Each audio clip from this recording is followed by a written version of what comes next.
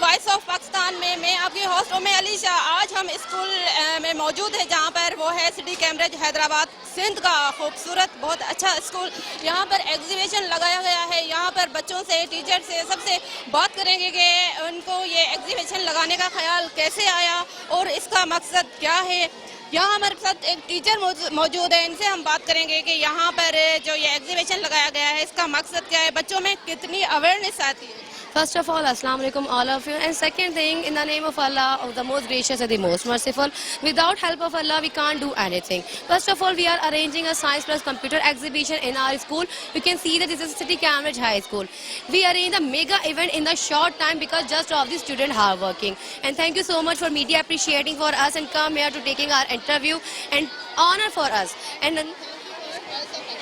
And thank you also Pakistan, thank you so much. हम देख रहे हैं कि अवेयरनेस तो आई है बच्चों में, उन्हें अपना एक्टिविटीज जो प्रोजेक्ट्स दिए गए हैं उनसे रिलेटेड उन्होंने सब कुछ खुद से किया है, तो अवेयरनेस आई है। आगे उन्होंने क्रिएशन भी उनकी खुद की, प्रोजेक्ट को सिलेक्ट करने से लेके एक्सप्लेनेशन से लेके मॉडल तक वो सब उन्होंने खुद प्रेजेंट किया है, तो उनको पता है कि उनके अपने रिलेटेड टॉपिक्स क्या हैं, उनसे उनको कैसे डील करना है और उनका कॉन्फिडेंस इसी चीज़ों से और ऐसी एक्टिविटीज़ से ही बिल्ड होता है।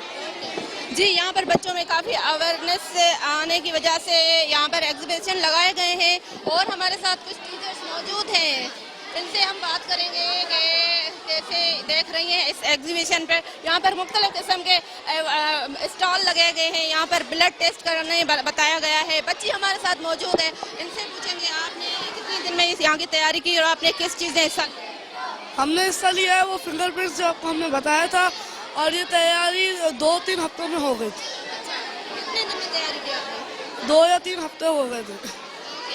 जी, बच्ची ने बताया कि हमने फिंगरप्रिंट्स किस तरह से चेक किए जाते हैं, वहाँ पर स्टॉल लगाया है और हम उनको बताएंगे। और यहाँ पर हमारे साथ मौजूद हैं कुछ ब्लड टेस्ट करने के, किस तरह से ब्लड टेस्ट होता है। मैंने खुद ब्लड टेस्ट करवाया है यहाँ पर, अब मेरी हिम्मत नहीं है। आप किस तरह से ब्लड टेस्ट करती हैं और कैसे किसने मतलब दिनों में आपने तैयार किया? First of all, we will clean the germs from your finger with alcoholic paper. Then we will prick your finger by the help of pricker, and then we will insert anti-syrup A in A slide and anti-syrup B in B slide, and we will mix it with the help of toothpicks. If the slide A has clumps in it, it means the person has A blood group. If the slide B has clumps in it means the person has B blood group. Explain करें भाई, ये क्या बनाया? In the name of Allah, who is the most beneficent and the most merciful, my respected teachers and parents, Assalamu alaikum. My name is Zainul Abidin. Assalamu alaikum. My name is Fahad. Assalamu alaikum. My name is Murtaza. Assalamu alaikum. My name is Muiz. We are from class 5 and today we are going to be bringing you our science exhibition, and the topic of our science exhibition is the national grids. First of all, Fahad will start our presentation. Electricity is carried from the power station to cities, towns and villages by a network wire covering the whole country. In Britain, this is called the national grid. A power station produces electricity at 25,000 volts, but it is sent across the national grid at 4 lakh volts. A special device is called transformer. Transformer used to change the voltage of the electricity. From the transformer, the electricity is taken across the country on overhead wires made of aluminium. Because this metal is a good conductor of electricity, are called pylons. On the outskirts of towns and cities, more transformers reduce the voltage first to 33,000 volts to 11,000 volts. Factories take electricity at these voltages. Near houses, more transformers reduce the voltage to 11,000 volts to 200. ये blood test हो रहा है यहाँ पर, देखो किस तरह से ब्लड टेस्ट हो रहा है। इसमें ये आप क्या मिला रही हैं? Anti-serum A. एंटी-सीरम A मिला के और ये ब्लड टेस्ट करेंगी कि ये A है कि या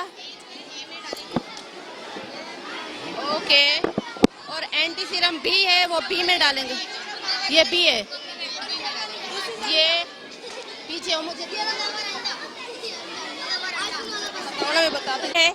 जो ब्लड निकाल के 2 हिस्सों में तकसीम किया जाता है, फिर उसको B का B में डालते हैं और A का जो है A सीरम, ये ए सीरम जो है वो ए में डालते हैं, फिर उनको मेल्ट करते हैं। मेल्ट करने के बाद ये पॉजिटिव और नेगेटिव का है जो हमें ना सेम प्रोसेस होता है ऐसे ही, और हम सेम एंटी सीरम डी डालेंगे। ये एंटी सीरम डी है, डी डी ये एंटी सीरम डी है और इसको जो हम सब मेल्ट करेंगे ब्लड। पाएंगे। देखिए ए में ये आपकी क्लम्पिंग होगी, ए में तो मतलब आपका ए है, बी में होगी तो बी है, अगर दोनों में हुई तो दोनों ए बी है, अगर दोनों में नहीं हुई तो ओ है। अरे एक मिनट, दोनों क्लम्पिंग नहीं हो रही, ओ है। अब ये देखेंगे इनमें क्लम्पिंग हो रही है या नहीं। अगर इनमें क्लम्पिंग होगी तो पॉजिटिव है, अगर इनमें क्लम्पिंग नहीं होगी तो नेगेटिव है। क्लम्पिंग हो गई, ओ पॉजिटिव। जी हमने देखा कि एक साथ मौजूद है, इनसे हम बात करेंगे कि इन्होंने जो स्टॉल लगाया है किस चीज़ का लगाया है और इसका क्या मकसद है। जी मिस, इसको एक्सप्लेन करें। ये जो है इनको पौधों को जो है सनलाइट की जरूरत होती है, इनको पानी की सबसे ज्यादा जरूरत होती है। कार्बन डाइऑक्साइड ये लिविंग थिंग है, ये सांस लेते हैं। अगर इनको पानी नहीं मिलेगा तो ये मर जाएंगे, मुरझा जाएंगे। ये अगर इनको पानी मिलेगा तो ये अपनी जगह सेट रहेंगे, बिल्कुल सही रहेंगे। इनको कार्बन डाइऑक्साइड की बहुत जरूरत होती है। क्लोरोफाइल इनको ग्रीन कलर देता है जब उसको सनलाइट से एनर्जी मिलती है। ओके, बच्चों को बताया गया है कि पौधों में जो है ऑक्सीजन और सनलाइट कितनी ज़रूरी है, और बच्चे जो बता रहे हैं कि फ्लावर्स जो हैं वो मुरझा जाते हैं। ये मेरे साथ पेरेंट्स मौजूद हैं, इनसे पूछेंगे कि आपको यहाँ के कैसे लग रहा है, आप बच्चों में कितनी अवेयरनेस देख रहे हैं। माशाल्लाह बहुत अच्छे बच्चे, बहुत एक्साइटेड भी हैं, बच्चों को नॉलेज भी है। माशाल्लाह तैयारी भी बहुत अच्छी की हुई है और मेहनत तो इनकी बिल्कुल नज़र आ रही है। इनके मॉडल्स में, इनके प्रोजेक्ट में बहुत मेहनत नज़र आ रही है। मतलब बच्चे छोटे हैं मगर काम इनका माशाल्लाह बड़ा है। जी कह रहे हैं कि छोटे से बच्चे हैं मगर काम बड़े बड़े कर रहे हैं। बच्चे जो है बहुत खुश हैं, एक्साइटेड हैं। बच्चों आपने क्या बनाया? ये मैंने विंटर बैंड बनाई है, जो कि सोलर जो धूप से बिजली पैदा करके विंटर बैंड मूव करता है एयर के जरिए। विंटर बैंड मूव करके जो कि घरों में बिजली पैदा करता है। Thank you. ये बच्चों ने सोलर सिस्टम बनाया है। यहाँ पर जो ये सोलर का सिस्टम बना के ये प्लेट व्लेट रखी हुई है। यहाँ पर ये जो हाउस वगैरह में ये सोलर सिस्टम के हवाले से बनाया गया है। यहाँ पर ये सीड्स रखे हुए हैं।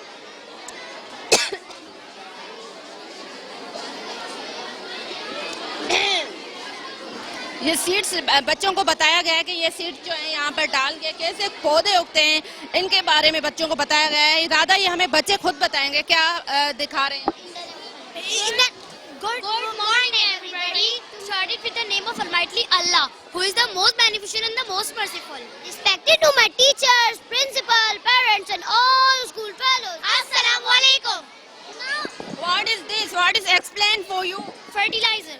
Now I am telling you some lines about seed dispensers. Seed is carried away from the parent plant to avoid for competition, modulate and nutrition. जैसे जैसे seeds बड़े होते हैं तो उनको पानी चाहिए होता है, sunlight चाहिए होता है, इसलिए तो fertilizer. Now I am telling you some lines about fertilizer. Insect attract to the flower, transplant pollen between plants. जो इंसेक्ट है वो फ्लावर के ऊपर अट्रैक्ट करता है, वो ट्रांसप्लांट होता है और जो इसके लीव है वो ग्रीन हो जाते हैं। इस प्रोसेस को हम फर्टिलाइजर बोलते हैं।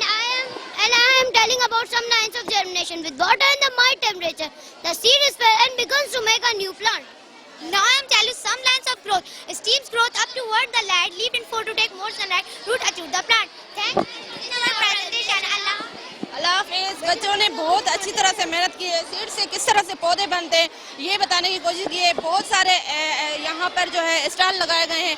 यहाँ पर और हम बच्चों से बात करेंगे कि उनको देखेंगे कि उन्होंने किस चीज़ का स्टॉल लगाया है और वो क्या दिखाने की कोशिश कर रहे हैं। बहुत ज़्यादा क्राउड है मगर मैं भी कोशिश करती हूँ कि आपको एक एक स्टॉल दिखा सकूँ। एक्सक्यूज़ मी आप हमें बताएं आज में थोड़ा सा मुझे फिर से बरमूदा के बारे में। बरमूदा स्पीच इंग्लिश में।